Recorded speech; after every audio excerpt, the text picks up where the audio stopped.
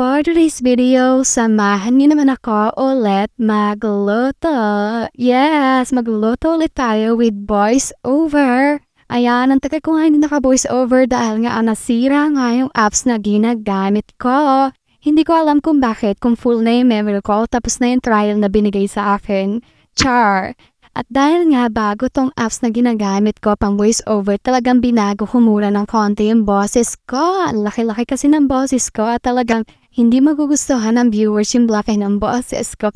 Kaya talaga binabago ko. Konti lang naman. Medyo maaartihan nga kayo sa pinalit kong voice effect, pero pagtyagaan nyo na kapag nakabisado ko na to gamitin, babaguhin ko na at mas lalo ko pang papagandahin. Promise, magluluto nga ako ngayon ng tinola. Obvious naman, diva? Char. Iginisa ko na nga dyan ang bawang, sibuyas, syempre, ang luya. Hindi natin pwedeng kalimutan yan.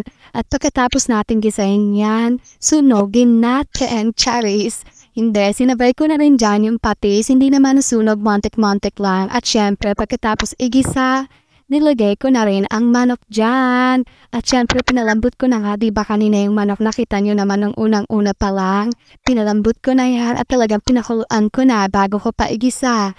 At syempre, pag ilang beses nating pinakuluan ang tinola, pag kumapit na ang lasa ng manok sa sabaw, lagyan na natin ng asin at bisexual paminta. At syempre, pag kumulo ng kumulo ang iyong sabaw na tinola, ilagay na natin yang papaya. Medyo matigas nga ang papaya kaya kailangan na nating ilagay yan.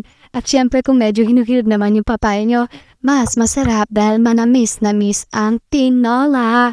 Kapag kumapit na nga ang sabaw at lasa sa tinola, pwede mo na yung ilagay ang dahon ng sili. Optional lang naman, pero pwede rin naman ang dahon ng malunggay. Mas masarap nga yun at kahit alin doon ay parehas namang masarap. At dahil may nakita naman ako sa rep ng sili, inilagay ko na ang isang piraso. Masarap yan, promise, lalo na kapag maulan ang panahon. At tingnan nyo naman mga zes, ang sarap talaga himigop ng sabaw ng tinola. Minsan nga kahit hindi naman maulan, basta matripan mo lang parang crabs. Crave ka lang doon sa tinola or parang masabaw na pagkain. Talagang masarap talaga ang tinola. Tingnan nyo naman ang finished product. O, diva, nagsaing na ba kayo?